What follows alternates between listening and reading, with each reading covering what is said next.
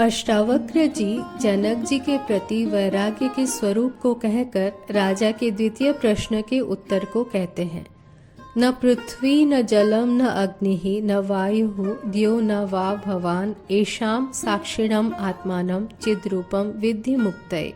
दूसरा प्रश्न राजा का यह था कि पुरुष आत्मज्ञान को कैसे प्राप्त होता है, अर्थात ज्ञान का स्वरूप क्या है।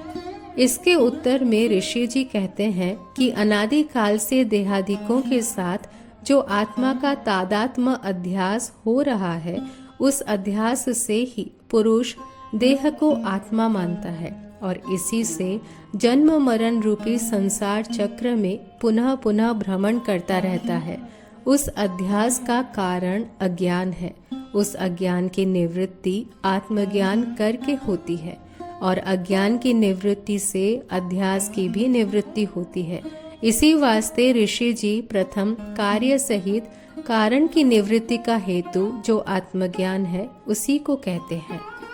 हे राजन, तुम पृथ्वी नहीं हो और न तुम जल रूप हो, न अग्नि रूप हो, न वायु रूप हो और न आकाश रूप हो, अर्थात इन पांचों तत्वों में से कोई भी तत्व तुम्हारा स्वरूप नहीं है और पांचों तत्वों का समुदाय रूप इंद्रियों का विषय जो यह स्थूल शरीर है वह भी तुम नहीं हो, क्योंकि शरीर क्षण क्षण में परिणाम को प्राप्त होता जाता है।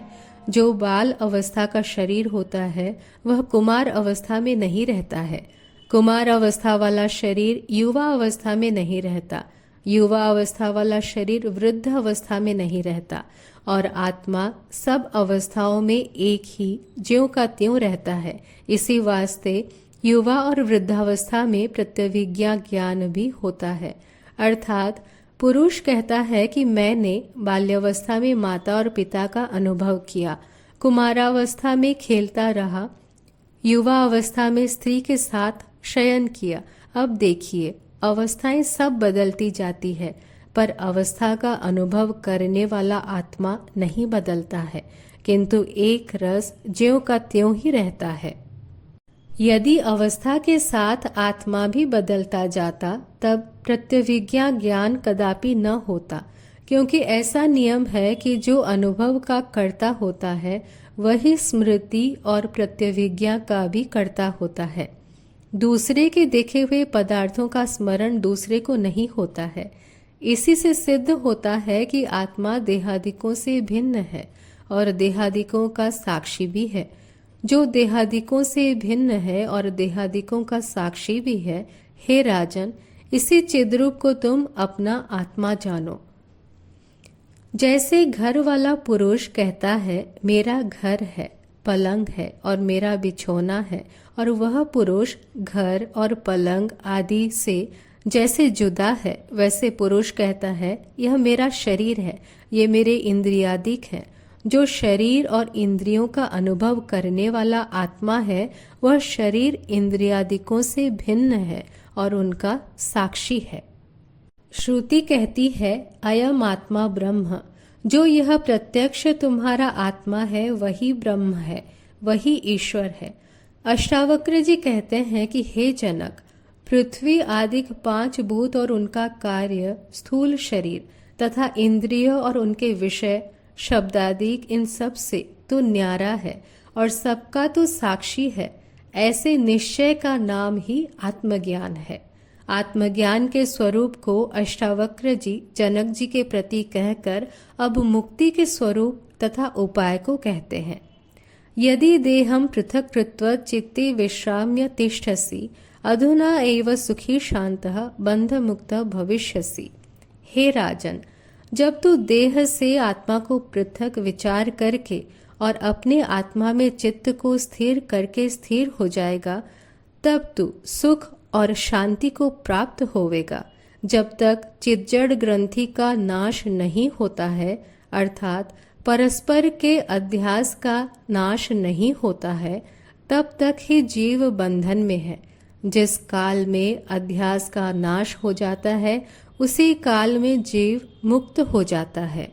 शिव गीता में भी इसी वार्ता को कहा है, मोक्षस्य नहि वासोस्ति न ग्रामांतरमेव वा अज्ञान हृदय ग्रंथि नाशो मोक्ष इति स्मृतः।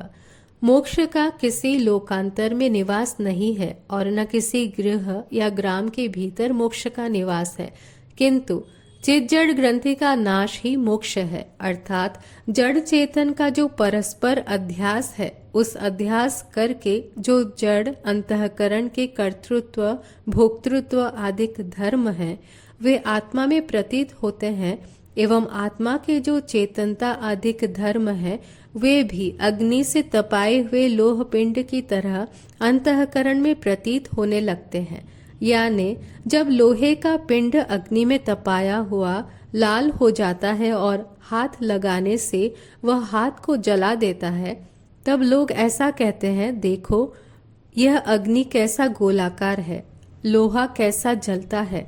परंतु जलना धर्म लोहे का नहीं है और गोलाकार धर्म अग्नि का नहीं है, किंतु परस्पर दोनों का तादात्म्य अध्यास होने से अग्नि का जलाना रूप धर्म लोहे में आ जाता है और लोहे का गोलाकार धर्म अग्नि में चला जाता है। वैसे ही अंतःकरण के साथ आत्मा का तादात्म्य अध्यास होने से जब आत्मा के चेतन आदिक धर्म अंतःकरण में आ जाते हैं और अंतःकरण के कर्तृत्व भोक्तृत्व आदिक धर्म आत्मा में चले जाते हैं, तब पुरुष अपने आत्मा को कर्ता और भोक्ता मानने लग जाता है और उसी से जन्म मरण रूपी बंधन को प्राप्त होता है। जब आत्मज्ञान करके अपने को अकर्ता अभोक्ता शुद्ध और असंग मानता है और कर्तृत्व आदिक अंतःकरण का धर्म मानता है, तब स्वयं साक्षी होकर अंतःकरण का भी प्रकाशक होता है और तब ही अध्यास का नाश हो जाता है। अध्यास के नाश का नाम ही मुक्ति है। इसके अतिरिक्त मुक्ति कोई वस्तु नहीं है।